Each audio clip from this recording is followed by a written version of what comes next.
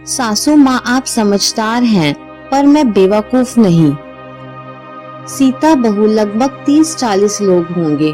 2 सब्जी, रायता, पूरी, हलवा, साथ में मिठाई बाजार से आ जाएगी। विमला जी बोली। ठीक है मम्मी जी, सब बन जाएगा, और अब तो हम 2 हैं, क्यों गीता? सीता बोली। ये सब तो दोपहर में होगा, मुझे पूरे दिन की छुट्टी लेनी पड़ेगी। इससे तो मैं आधे दिन की छुट्टी लेकर दोपहर तक आ जाऊंगी। गीता बोली। सही है बहू, वैसे भी सीता बहू तो काम हमेशा से ही फुर्ती से करती है, और जमुना को कह देंगे बहू तुम्हारी मदद को रुक जाएगी। विमला जी बोली। सीता ने मौन स्वीकृति दे दी। विमला जी और निर्मल जी के बड़े बेटे निखिल की शादी सीता से 5 साल पहले हुई थी। उनका एक बेटा है कृष। छोटे बेटे प्रेम की शादी गीता से 8 महीने पहले हुई है। एक ननंद निशा, जिसकी शादी हो चुकी है और उसका ससुराल भी इसी शहर में है। गीता नौकरी करती है, घर के काम से ज्यादा अपनी सास को खुश रखती है, जबकि सीता ने शादी के बाद से ही पूरे घर की जिम्मेदारी उठा ली थी। किसी के कहने पर 11 पंडितों को भोजन कराने का मन था विमला जी का। सीता सुबह सुबह जल्दी ही उठ गई और काम में लग गई। सभी आदमी अपने अपने ऑफिस चले गए, क्योंकि उनका कोई काम नहीं था। 10-11 बजे तक निशा, उसकी सास और जेठानी भी आ चुकी थी।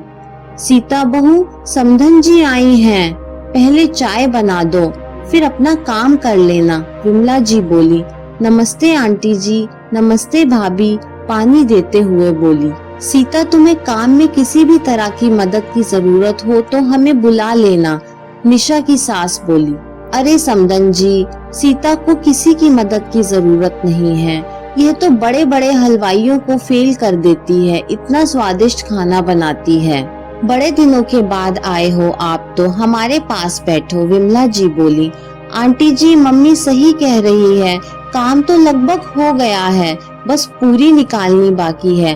पंडित जी के आते ही वह भी शुरू कर दूंगी, सीता बोली। सभी पंडित आकर जीम कर चले गए। गीता 2 बजे आई। मम्मी जी, मैं लेट हो गई।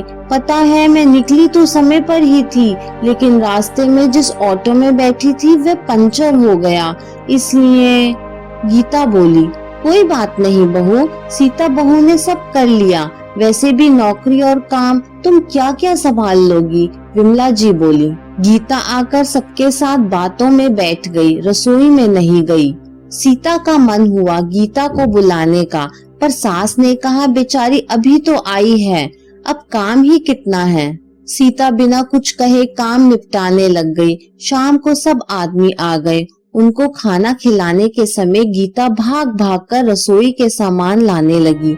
गीता बहू हमारी नौकरी भी करती है और घर के काम में भी हमेशा आगे रहती है, विमला जी बोली। क्यों भाभी, आपकी देवरानी लाया हूँ ना, समझदार और संस्कारी, प्रेम बोला। सही कहा बेटा, विमला जी बोली।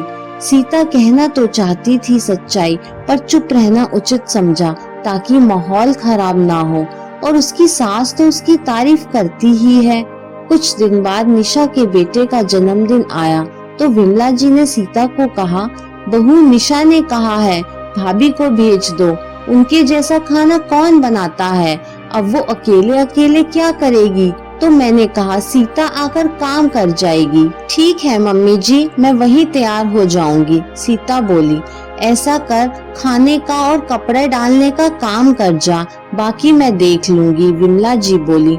मम्मी जी, गीता जल्दी आ जाए तो दीदी के घर भेज देना, सीता बोली। मैंने फोन किया तो बोली कोई जरूरी काम है, पर जल्दी आने की कोशिश करेगी, विमला जी बोली। सीता काम पूरा कर निकल गई। शाम को पार्लर में तैयार होकर गीता निशा के साथ सीधे घर पहुंच गई। अरे वाह निशा, बहुत ही सुंदर लग रही हो, सीता बोली। सीता भाभी, गीता का आइडिया था, निशा खुश होती हुई बोली। हाँ तो मम्मी जी बोली कि निशा दीदी को कहाँ ये सब पता है, और फिर गिफ्ट भी तो लाना था। देखो बेटा, तुम्हारे लिए मामी गियर वाली साइकिल लेके आई हैं, गीता बोली। सही में हमारी छोटी बहू तो ऑलराउंडर है, विमला जी बोली। सीता को समझ आ रहा था कि उसकी सासू माँ उसके साथ खेल रही हैं। गीता के आने से पहले तक वह उसकी कोई तारीफ नहीं करती थी, लेकिन अब जब देखो जब उसके नाम की तारीफ करती हैं। उसे लगा था गीता के सामने उसकी बड़ाई कर रही हैं, इसलिए उसने कभी गीता के काम ना करने पर ज्यादा ध्यान नहीं दिया कि सासू माँ तो सब जानती हैं। लेकिन पिछली बार और इस बार की बात ने उसकी आंखें खोल दी। उसकी सास उसे भी पार्लर में तैयार होने के लिए बोल सकती थी। पूरा समय सीता को बुरा लग रहा था।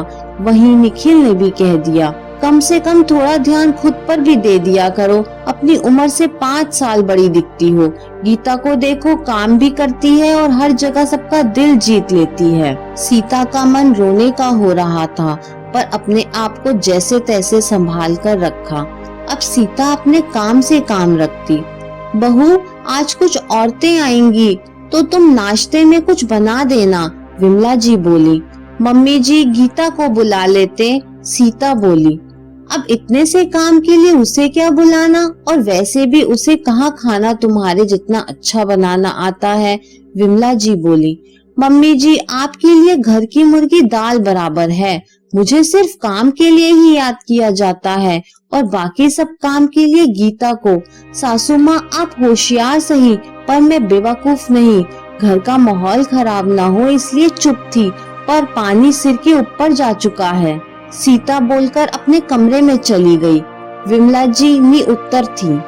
ये कहानी आपको कैसी लगी मुझे कमेंट करके ज़रूर बताइए। कहानी पसंद आई हो तो लाइक, शेयर और चैनल को सब्सक्राइब करना ना भूलें। कहानी सुनने के लिए आपका बहुत बहुत धन्यवाद।